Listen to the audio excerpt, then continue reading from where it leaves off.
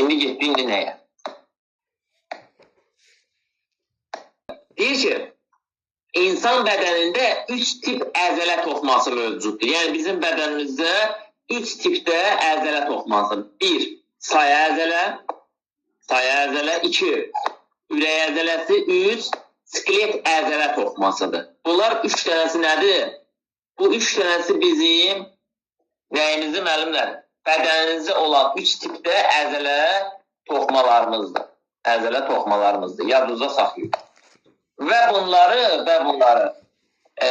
açar sözlərlə yadınızda saxlayın, müəllim. Açar sözlərlə yadınızda saxlayın ki, bu sizin daha yaxşı yadınızda qalsın. Deyir ki, saya əzələ toxuması qeyri-ixtiyari təqəllüs xüsusiyyətinə malik olub. Boru formalı orqanlarımız hansılardır? Qida borusudur, qan damarlarıdır. Bunlar hamısı yadınızda saxlayın. Qida borusu ilə qan damarları, bunlar hamısı nədir? Boru formalı əzələ tipinə aiddir. Yadınızda saxlayın. Bax, boru formalıdır. Qeyri-ixtiyari təqəllüs xüsusiyyətinə malik olub. Boru formalı orqanlarda, qida borusu, qan damarlarında denir, rast gəlinir. Aydındır, rast gəlinir. Sonra getdik nəyə? Getdik ikinci, ürək əzələsinə. Ürək əzələsi isə müəllimlər deyir ki, bu əzələ toxuması ancaq ürəkdə rast gələ bilərsən. Bu sadədir, bunu imtihana inanmıram, sizə sual olaraq qoysunlar. Ürək əzələsi yalnız harada? Ancaq və ancaq ürəkdə rast gəlir. Başqa heç bir yerdə sən ona rast gələ bilmərsən, adı üstündədir. Skelet əzələ toxuması. Skelet əzələ toxuması nədir? Deyir ki, ixtiyari hərəkəti təmin edən bədənin fəal hissələrini təşkil edir. Bax, yadınızda saxlayın. Skelet əzələ toxuması ixtiyari hərəkəti təmin edən bədənin fəal formalarında iştirak edən bir nədir? Əzələ toxumasıdır bu. Aydındır, bunu yadınızda saxlayın. Və cinsi yetişkənlik dövründə yeniyetmələrdə əzələ sistemində əhəmiyyətli dərəcədə dəyişiklik neyinir? Olur, yəni dəyişikliyə uğruyur. Yəni cinsi yetişkinlik dövründə insanın əzələ sistemi əhəmiyyətli dərəcədə dəyişikliyə uğruyur. Yəni sadə bir formadır bu. Deyir ki, insan bədənində 600-ə yaxın əzələ vardır və bu insan orqanizminin demək olar ki, neçə faizdir? Bədəninin 40%-ni, yəni insan bədəninin çəkisinin 40%-ni, demək olar ki, yarı faizini insan bədənində olan əzələlər neyir? Əzələlərdən təşkil olunur. Aydındır? Sonra deyir ki, skelet əzələlərinin formalarına baxaq. Deyir ki, skelet əzələləri, bu səs kimdən çıxdı? Skelet əzələləri hərəkət aparatının fəal hissələrini təşkil edir. Onlar bədənin hərəkətinin pozulmasını, müvazinətin və istiqamətin dəyişməsini təmin edir. Aydındır? Skelet əzələləri hərəkət aparatının, yəni insan bədənində dayak hərəkət aparatının fəal hissələrini təşkil edir. Onların bədəninin hərəkətinin pozulması, müvazinətin və istiqamətin dəyişməsini təmin edir. Yəni, bu skelet əzələsi əsasən, bax bu skelet əzələsi neyinir? İnsan bədənində hərəkət edən zaman müvazinət pozulmamağı, istiqamətin, belə deyək, bədənin qarşısını alan nədir? Bir əzələdir. Yadınızda saxlayın. Deyir ki, həm uşaqlarda, həm də yeniyetmələrdə fərdi inkişafının bioloji və təqvimi yaşları arasında aşağıdakı 3 variant fərqlərdə rast gəlinir. Bunlar nədir? Birincisi retardasiya dövrü, ikinci orta, üçüncü akselerasiya dövrü. Retardasiya dövrü nədir? Retardasiya dövrü müəllimlər yadınızda saxlayın. Biyoloji yaşın təqvimi yaşdan geridə qalması. Biyoloji yaşın təqvimi yaşdan. Məsələn, bu nə deməkdir? Məsələn, adam var ki, görsən normal, belə deyək də, insandır. Amma baxırsan ki, belə deyək də, ayaq əzaları yerindədir, belə normallığı var. Görürsən ki, məsələn deyirəm, bunun 35 yaşı var, 35 yaşı var. Amma elədiyi hərəkətlər, belə deyim də, 17-18 yaşında olan bir insanın hərəkətlərini eləyir. Görürsən ki, dilləri bu yaşına görə hərəkət eləmir. Bax, bu retardasiyadır. Yəni, biyoloji yaşın, insanın özü yaşıdır. Özümün, mən məsələn, neçə yaşım var? Məsələn, mən deyirəm, 30 yaşım var. Mən elədiyim hərəkət nədir? 30 yaşıma uyğun olan hərəkət eləyirəm. Düzdür? Amma mən biyoloji yaşımla uyğundur. Biyoloji yaşımla təqvimi yaşım, yəni təvəllüddən gedir söhbət. Biyoloji yaş, yəni təqvimi yaşın nədir? Geridə qalması. Yəni, biyoloji yaşın təqvimi yaşdan geridə qalmasına nə deyirlər? Retardasiya deyirlər. Məsələn, mən Sabir müəllimə sual verəndə deyəcəm ki, biyoloji yaşın təqvimi yaşdan geridə qalması Sabir müəllim nəyə aiddir? Aydındır. Sabir müəllim deyəcək ki, məsələn, retardasiya. Mən bu ikinci görüş işte əsas götürülür də müəllim. Sonra deyir ki, biyoloji və təqvimi yaşların eyniliyi. Biyoloji, biz orta nədir? Biyoloji və təqvimi yaşların eyniliyi. Yəni, biyoloji yaşla, məsələn, mənim yaşımın, biyoloji yaşımdan təqvimi yaşımın eyniliyi nədir? Ortadır. Yəni, ikisi də belə deyək, orta məxrəzdədir. İkisi də eynidir. Bu ortadır. Başa düşdünüz? Bu ortadır. Bir də var ki, akselerasiya. Akselerasiya nədir? Biyoloji yaşın təqvimi yaşından yüksək olması. Aydındır. Məsələn deyirəm, uşaq var ki, məsələn deyilsə deyim, belə deyək də, lap 14 yaşı var. 14 yaşında bir uşaqdır. Görürsən ki, elə bir şeylər ortaya çıxardır, kəşf eləyir və yaxud da ki, elə bir hərəkət eləyir. O deyirlər, bu uşaq yaşından böyük hərəkət eləyir, bunun gələcəyi parlaqdır. Bu uşaqda çox gözəl bir gələcək var. Aydın olur müəllimlər dediyim sizə? Yoxsa yox, Aysən müəllimə? Biyoloji yaşın, təqvimi yaşından, məsələn, deyir ki, uşağın 15 yaşı var, elə bil 35 yaşında bir kişinin hərəkətini eləyir. Başa düşdünüz? Bu nədir? Və yaxud da ki, deyirsən ki, məsələn, evdə qıl uşağı, deyirsən ki, məsələn, deyirəm, 7 yaşı var qıl uşağının. 7 yaşı var. Deyirsən ki, elə qəşəng rəsmlər çəkib, elə bilirsən ki, bir 30 yaşında bir müəllim və yaxud da ki, 30 yaşında bir insanın çəkdiyi rəsmlərdir. Aydındır. Bu nədir? Biyoloji yaşın, təqvimi yaşından yüksək olmasıdır. Aydındır. Bu, biyoloji yaşın, təqvimi yaşından yüksək olması oldu. Akselerasiya, biyoloji yaşın, təqvimi yaşından eyniliyi oldu. Orta, biyoloji yaşın, təqvimi yaşından geridə qalması. Geridə qalırsa birinci nədir? Retardasiyadır. Retardasiya adlanır. Aydındır. Sonra deyir ki, qamət. İnsanın dayandıqda və hərəkət zamanı vərdiş etdiyi bədən vəziyyətinə nə deyirlər? Qamət deyilir. Qamət deyilir. Düzgün qamət aşağıdakı əlamətlərlə diqqəti cəlb eləyir. Bax, diqqətli olun, burada sizi alladacaqlar. Bax, yenə deyirəm, burada diqqətli olun. Burada sizi alladacaq. Deyir ki, çiyinlər eyni səviyyədə, bax, insanın duruş qaməti.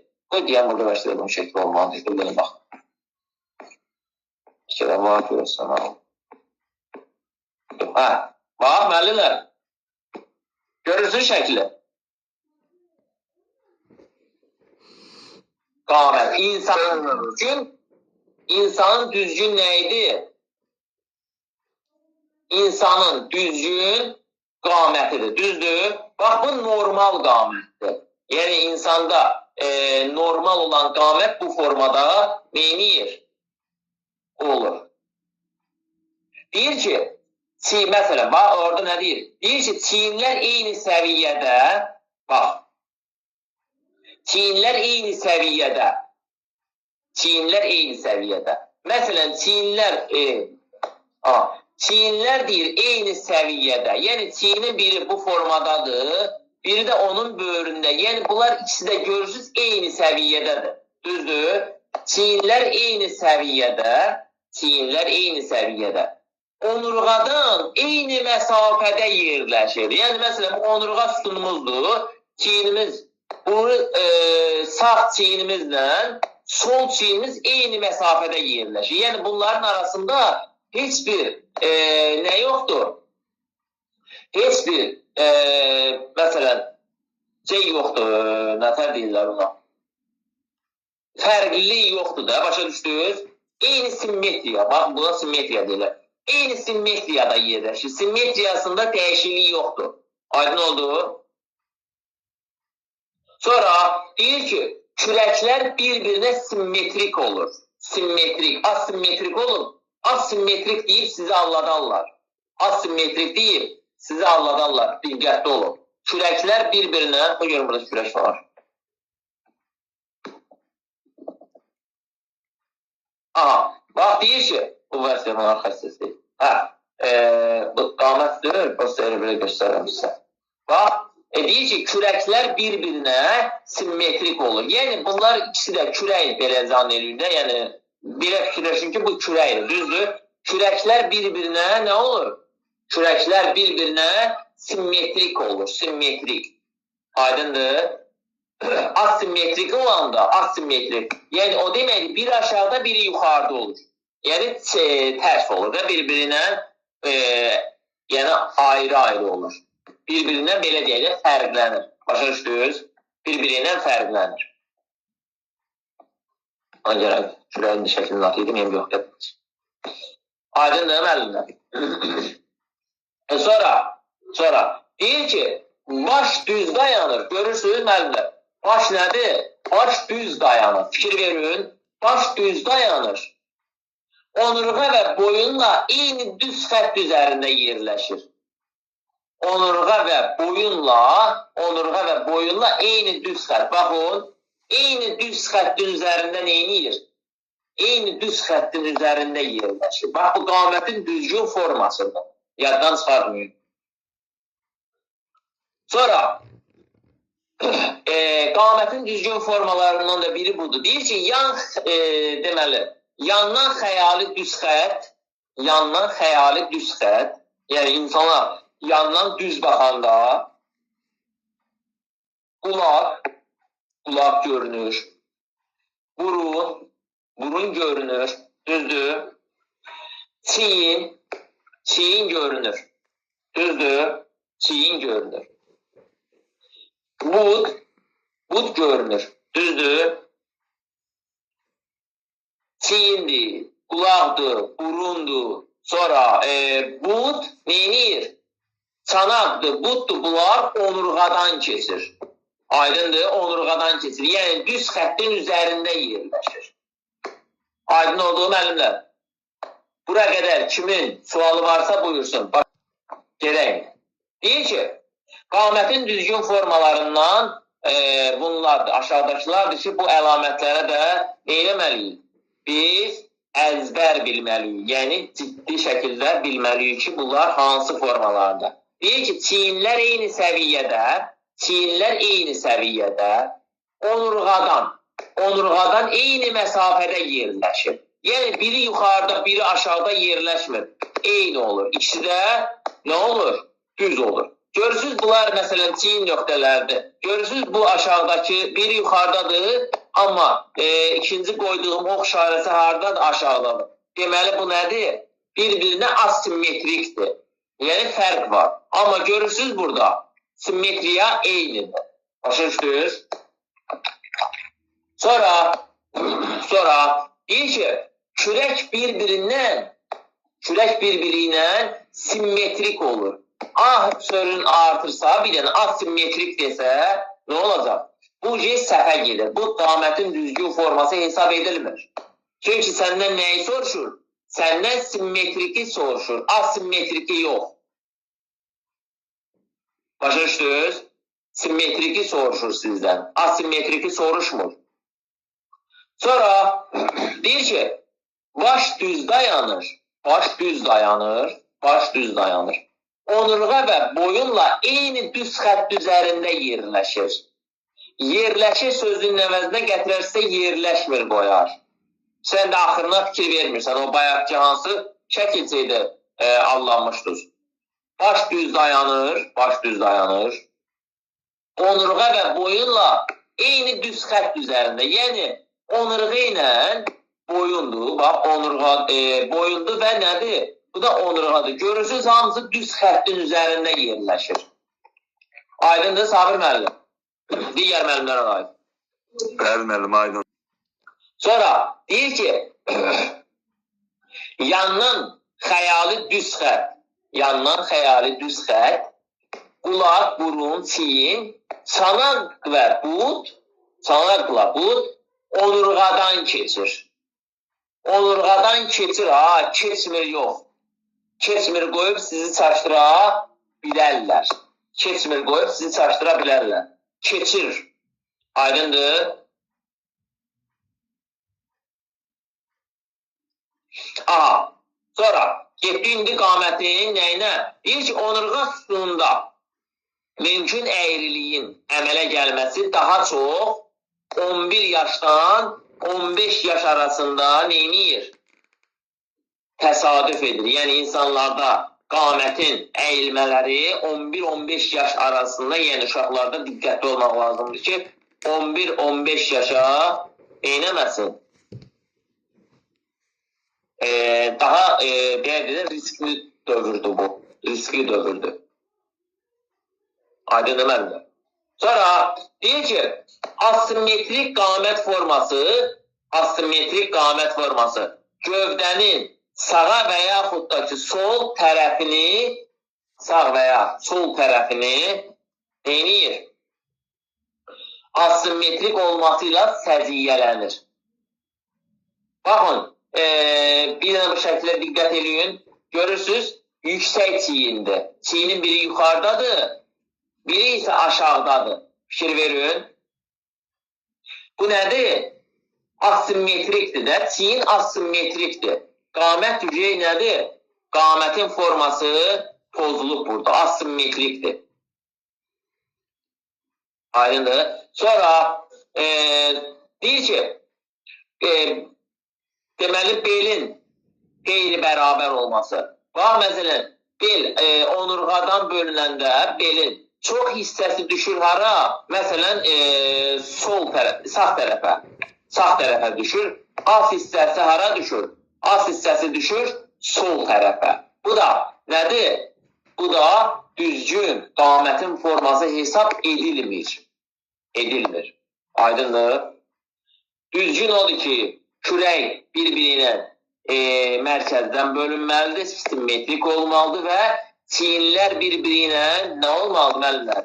Simmetrik olmalıdır. Bir düz xətt üzərində yerləşməlidir və bir-birindən yuxarıda olmamalıdır. Eyni düz xətt üzərində yerləşməlidir. Başa düşdünüz? Sonra deyir ki, yastı pəncəlik. Bəli, kim idi? Aha. Sonra deyir ki, yastı pəncəlik nədir? Deyir ki, pəncənin və tabanların əzələlərinin zəifləməsi, həddindən artıq yorulması, pəncənin aşağı enməsi, diqqətli olun, pəncənin və yaxud da ki, pəncənin və yaxud da ki, baldır əzələlərinin zəifləməsi, həddindən artıq yorulması, pəncənin aşağı enməsi.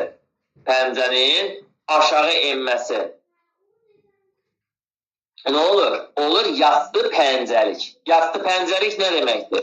Bax, görürsünüz, burada da təyinatlar. Deyir ki, pəncənin və ya tabanlarının, baldırın əzələlərinin, taban oxuyuram bunu, pəncənin və yaxud da və ya baldır əzələlərinin zəifləməsi, həddindən artıq yorulması, pəncənin aşağı enməsi nəticəsində nə olur?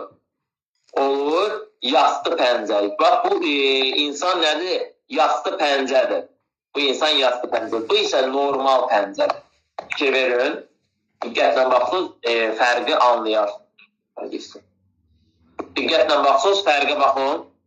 Bu nədir? Bu oldu yastı pəncə. Bu isə oldu nə? Bu isə oldu normal pəncəli insanlardan gedir söhbət. Aha. Sonra gedirik nəyə? Müəllimlər, onurğa sütununda olan əyriliyə baxaq. Onurğa sütununda. Dedik, onurğa sütununda əyrililik daha çox neçə yaşlarda özünü göstərir? Sabir müəllim. 11-15 müəllim. Ayda 11 ilə 15 yaşın arasında daha çox özünü göstərir. Yadınızda saxlayın. Onurğa sütununun əyriliyi 3 formada olur. 1. Skalyoz, lordoz, bir də nə? Bir də kifoz. Aydındır. 3 yerə bölünür və skalyoz özü də 3 formada olur müəllimlər. Biri sağa əyilmədir, sağa, biri sola, sola, biri isə nədir? Esfaridir, esfari. Aydındır. Biri isə esfari olaraq 3 yerə bölünür. Yalnız skalyozun özü 3 forması var. Skalyozun özünün 3 forması var. Biri sağa əyilmədir, sağa əyilmədir. Daha şəkli var idi burada. Özüm niyə öldürürəm ki? Bu deyib daha. Bax. Skalyozun bu təkcə özünə aiddir. Bax, bu skalyozun təkcə özünə aid. Sağa əyilmədir, yəni sağ tərəfə əyilmədir, sol tərəfə əyilmə var. Bir də bax, esfari. Başa düşdünüz? Skalyozun özünün də nəyi var? 3 dənə forması var. Aydındır. Lordoz. Lordoz nədir? Lordoz da deyir ki, sinənin önə doğru qabarması.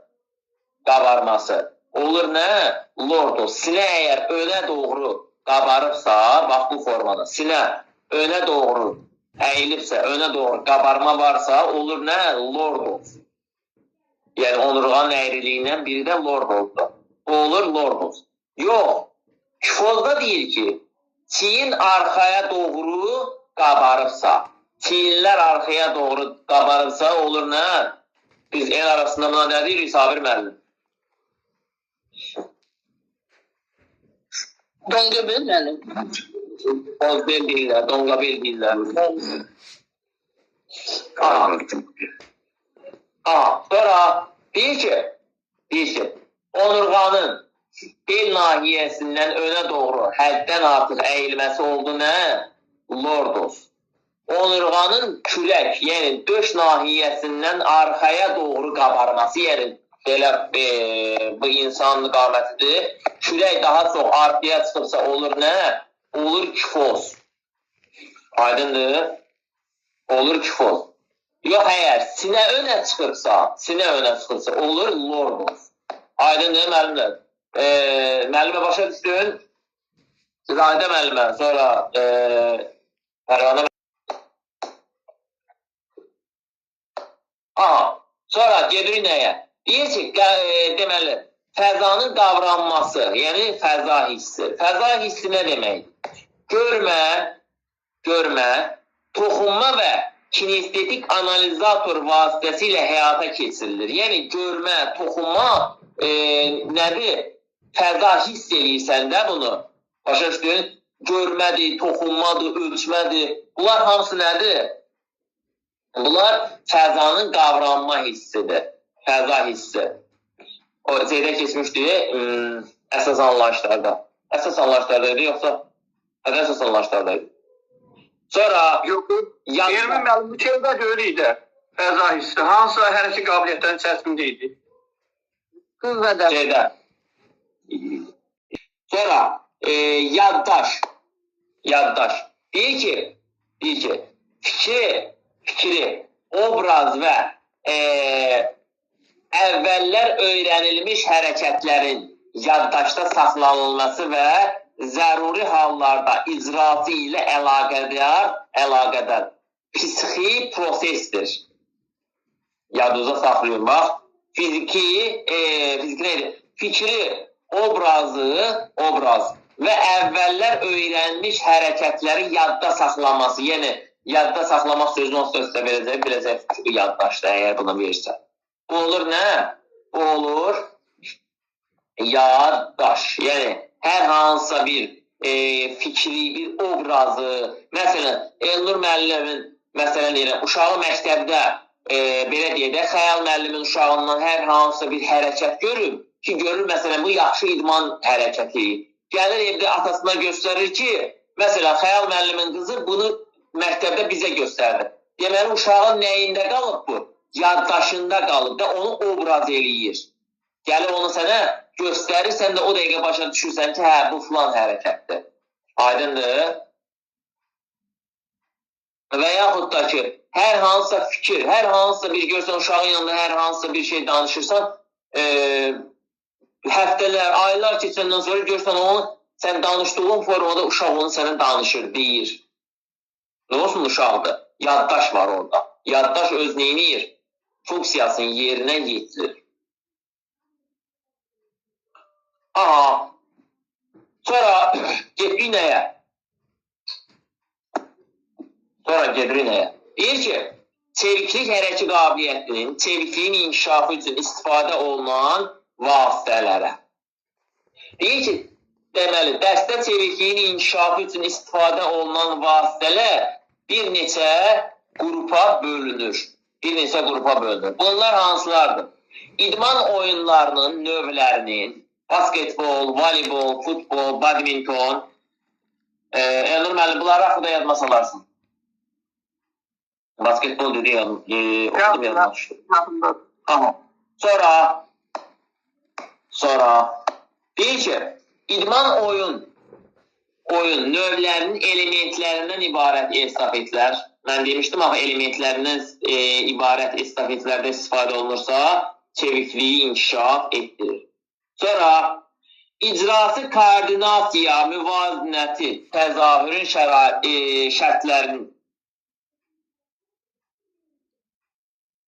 şərtləndirən xüsusi hərəkətlər, kompleksi və akrobatika. Bunlar nədir? Çevikliyi inkişaf etdirən vasitələrdir. Sonra yaxın məsafəli maniyələr. Bax, deyildim, arada sual verdim. Yaxın məsafəli maniyələrdən olan icra hərəkət fəaliyyətinin tez və yenidən qurulması zəruri edən çoxmərhələli estafetlər. Bunlar nədir? Bunlar hamısı çevikliyi inkişaf etdirir. Və yadınızda saxlayın. Sonra koordinasiya və müvazinəti inkişaf etdirilməsi. Koordinasiya və müvazinəti inkişaf etdirən. Görək nədir? Deyir ki, koordinasiya orqanizmin dəyişən şəraitə uyğunlaşması, yəni hərəkəti faydalı məqsədə uyğun və səmərəli formada yerinə yetirilməsinə imkan verən funksiyaların birgə işi uyğunlaşdırılması və idarə olunması prosesidir. Yəni, bu koordinasiyadır.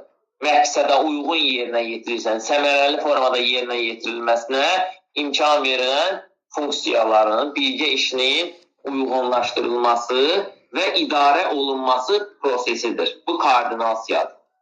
Deyir ki, koordinasiya bədənin azad və sərbəst şəkildə hərəkətlərinin dəyişən şəraitlərə tez uyğunlaşdırma qabiliyyətini, düşünülmüş hərəkətin uğurla həyata keçirilməsini təmin edən qabiliyyətdir. Başqa sözlə, koordinasiya hərəkət fəaliyyətinin formalaşdırılması və yerinə yetirilməsinin təşkili prosesidir. Bu olur nə? Bu olur koordinasiya. Müvazinət nədir? Deyir ki, müvazinət hər hansı bir hərəkətlərin icrası zamanı sabitliyin və tarazlığın qorunması. Yəni, sabitliklə tarazlığın qorunması nədir? Müvazinətə aiddir. Müvazinəti denir, inkişaf etdirir. Aydındır. Bunu gördünüz şəkil formasında sizə verə bilər. Şəkil formasında bu qamətin nə idi? Qamətin düzgün formasıdır. Qamətin düzgün formasıdır. Sonra harayısı. Aha, indi gedirik nəyə? İndi deyir ki, deməli, boyun uzunluğuna, deməli, boyun ensiz gövdəyə sahib. Boyun uzunluğu var. Gövdə nədir? Gövdə nazikdir. Yəni, sümüklər nazik və əzələ sistemi isə nazikdir. Bu nə olur? Bu olur astenik. Astenik bədən quruluşuna aiddir bu. Astenik bədən quruluşuna.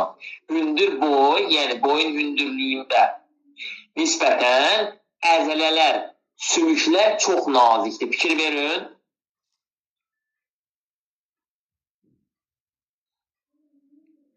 Və ayaqlara nisbətən, ayaqların uzunluğuna nisbətən gövdə nədir? Gövdə qısadır. Bu olur nə? Astenik tip bədən quruluşu. Sonra gəlir nə? Digestif bədən quruluşuna aid olan insanlar. Deyir ki, boyun uzunluğuna nisbətən qıçlar qısadır. Gövdə böyük, çiyinlər və çanaq enlidir. Fikir verin, çiyinlər və çanaq enlidir. Çiyinlər və çanaq enlidir. Bu da olur nə? Digestif. Bu da olur digestif. Əzələ. Əzələ bədən quruluşuna isə nəzərə çarpan qalın əzələ sisteminə malik yeniyetmələrdir. Görürsünüz, bədən quruluşu nədir? Əzələli bir bədən quruluşudur. Sonra gedirik nəyə? Qamətin formalarını. Deyir ki, deməli, xüsusən bel nahiyəsinin əyriliyinin az olması ilə səciyyələnir. Bu, yəni yastı kürəkdir. Bel formasına baxın, kürək formasına baxın, yastı kürəkdir bu.